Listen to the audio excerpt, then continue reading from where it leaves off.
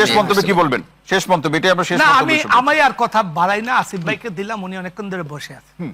ধন্যবাদ। জি আসলে আমি জাস্ট ছোট্ট কথা, যে স্যার যেটা বললেন যে এখন বললেন যে যদি না পাই তাহলে কি করবো। এখন একটা দল যদি বলে আমার 43% সদস্য হচ্ছে নারী, তারপরে যদি বলে আমি খুঁজে পাচ্ছি না, এই লজিক খাটে না, নাম্বার 1। নাম্বার 2 হচ্ছে কেন এই প্রভিশনটার উপর কেন কথা বলছি, this is the only provision যেটাতে বলা আছে সাইন করার পরে ইমপ্লিমেন্ট হবে, বাকিগুলোর ক্ষেত্রে সেই জিনিস বলা নেই। তাহলে এইটা হচ্ছে একটা মানদণ্ড, একটা স্ট্যান্ডার্ড, যেটা দিয়ে আপনি বিচার করতে পারেন যে ভবিষ্যতে এই দলগুলা যারা, যে দলই হোক, যারা বলছে যে আমরা এই করবো, আমরা কথা রাখবো কিনা, তার একটা বড় স্ট্যান্ডার্ড হচ্ছে এইটা, এবং সেই স্ট্যান্ডার্ডটা কোনো দলই মিট করতে পারে। জি আব্দুল লতিফ ভাই, কিভাবে জনগণ, এটা একটু শুনি, এই প্রসঙ্গে একটু আপনার কাছ থেকে শুনি। কিভাবে জনগণ, এটা তো আমরা এখন বলতে পারবো না। জনগণ যেখানে ভোট দিবে ওই ভোটের ফলাফল সেইভাবে আসবে। জনগণ যে বাক্সে ভোট দিবে সেই বাক্স অনুযায়ী কর্মের প্রতিফল পাবে। জনগণের কর্ম তো ভোট।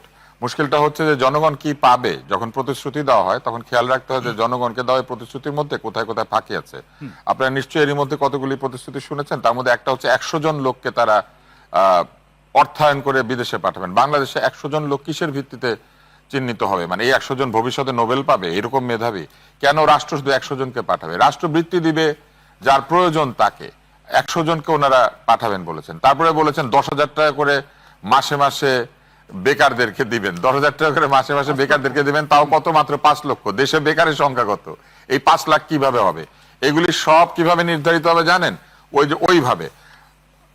আমি একটা কথা বলে শুধু শেষ করে দেই। এই যে গুপ্ত রাজনীতি নামক যে বিষয়টি রয়েছে না, যেটা এসেছে, যে আগে ছাত্রলীগ এখন তারা ভিপি, তো একটা বিষয় আমি শুধু একটা প্রশ্ন করতে চাই, বুয়েটে কোনো গুপ্ত ছিল না? আবরারকে যখন প্রহার করা হচ্ছে এই গুপ্তগুলা কোথায় ছিল? এই গুপ্তগুলা তখন বের আসতে পারে না অন্তত আবরারের আত্মচিৎকার শোনার পরে? এই গুপ্তগুলা সবসময় চুপ করে থেকেছে ছাত্রলীগ যখন নির্যাতন করেছে।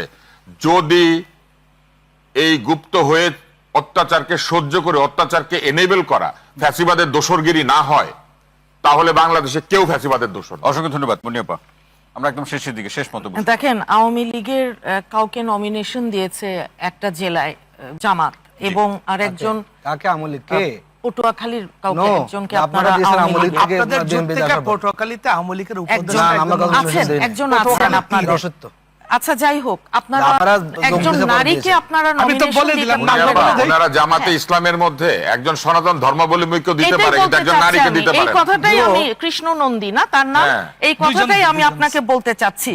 আর দেখেন, আপনারা এখন গুপ্ত সুপ্ত অবস্থায় থেকে ছাত্রদলের নামে তারা রাজনীতি করেছে। ছাত্রদলের নামে ফিনিক্স পাখির মতো বারবার উঠে দাঁড়িয়েছে। ছাত্রদলের নামে হিমালয়ের মতো দাঁড়িয়েছিল। আর আপনারা ওই গুপ্ত হয়ে তারপরে এখন জরিপের কথা বলে। জরিপ কে জরিপ করলো? 13 কোটি ভোটারের মধ্যে 6 কোটি আপনার কম বেশি হচ্ছে নারী। হ্যাঁ, সেইখানে আপনারা এখন মনে হচ্ছে নারী বিদ্বেষী, যে আপনাদের কথাবার্তা সবকিছু মিলিয়ে। এখন আপনার ওই বিশ্ববিদ্যালয়ের নারীরা আমাদের ভোট দিতে কেন বলো? ভাগ নাকি তাদের ওই নারী আছে বিশ্ববিদ্যালয়ের নারীরা আমাদের কেন ভোট দিয়েছে? আপনি তো, উনি তো কথা বলছেন ভাই, ওনার কথা বলে আমি তো সময় পাবো না। আমি একটা কথাও বলিনি। বিশ্ববিদ্যালয় কেন ভোট দিতে বলেন তো? আপনি কেন এখন কথা বলছেন? আপনি তো কথা বলছেন, আমাদের ভোট দিয়েছেন না। ওইটুক ধৈর্য দেখাতে হয়, ওইটুক আমি তো কথা বলছি, আপনার সময় তো আমি কথা বলি নাই। এমনি শোটা হয়ে গেছে, কিন্তু একপাক্ষিক শো হয়ে গেছে। আমি দেখলাম মানে সবাই আমার কথা কাউন্টার করতেছেন। না, আমি আপনাকে না, আপনি আপনার কথা বলতে পারেন না। পারা যাবে না। আমি দেখলাম আমি এখানে সবাই একপক্ষ হয়ে গেছে।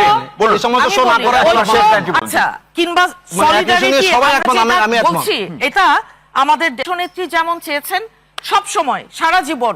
আমাদের চেয়ারম্যান সাহেব এত অত্যাচার, এত নির্যাতন, উনি এসে আওয়ামী লীগ নিয়ে একটা কোনো নেগেটিভ কমেন্ট করেছে? অসংখ্য ধন্যবাদ মুনিয়াপা, অসংখ্য ধন্যবাদ। কেউ শুনেননি। সালে ভাই, শেষ লাইন শুনবো। কাজেই খামাখা ওই কথার জন্য কথা বলে লাভ নাই। সালে ভাই, আচ্ছা, আমি ওইটা ওনার অবগতির জন্য বলি।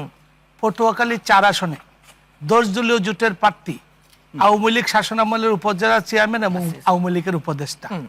কে কোন দলের প্রার্থী? আপনাদের 10 দলীয় জোট। জামাতের প্রার্থী কিনা? ভাই আমি আপনারা এখন আবার জোটের আচ্ছা, মধ্যে এই- আপনারা আলাদা এই- করছেন। আমরা সময় পাবো না। সালে ভাই, বিএনপির সাথে থাকলে আপনারা আলাদা, আমার জানা নাই। অন্য দলের সাথে থাকলে আমার আলাদা। জানা নাই। আমি যেটা আমি- বুঝতে আপনারা বলেন চাচ্ছি- আমি যেটা বুঝতে চাচ্ছি তো ভাই, আমি একটু শুনে আসি, আপনাদের আমি একটু শুনে আসি। আজকে আচ্ছা আপনার সাথে আপনাদের আছে কৃষ্ণনন্দী কি ছিল তহিদ ভাই আজকে আপনার সাথে আমি কিন্তু একা দেখলাম যে সবাই একসাথে না, কথা কিন্তু বলতেছে। অন্য আলোচক তো বলছে না, আপনাকে এটা- অনেক না, বেশি না, সময় না, দিয়েছি হোক, কিন্তু এই কথা দেখুন না, বলছেন সালে ভাই আচ্ছা, একটু কম তো আমি সবাই পেয়েছি। একসাথে জি। কথা বলতেছেন তো আপনারা আচ্ছা এখানে। আমি কথাটা একটু বলে এভাবে তো আমরা শ্রোতে না আসাই আমরা- ভালো। আমরা- আমরা- আমরা- আমরা শেষ করবো, আমরা শেষ করবো সালে ভাই আমি- শেষ করবো। দেওয়ার জন্য এসেছি। আপনাদের সময় নষ্ট করতেছেন না না সালে ভাই আমাদের শেষ করতে হবে ভাই। আমাদের মূল বাজেট ছিল হলো প্রতিশ্রুতি নিয়ে জি, তা আমরা যে আলোচনাটা করছি এটাকে সমাপ্তি বলি এই এমন প্রতিশ্রুতি দিও না যাহা তুমি রক্ষা করিতে পারো না। এবং আরো একটা বলি, আমি যেটা আগেও বলছিলাম এটা দিয়ে শেষ করি, এই যে প্রতিশ্রুতি তুমি রক্ষা করবে না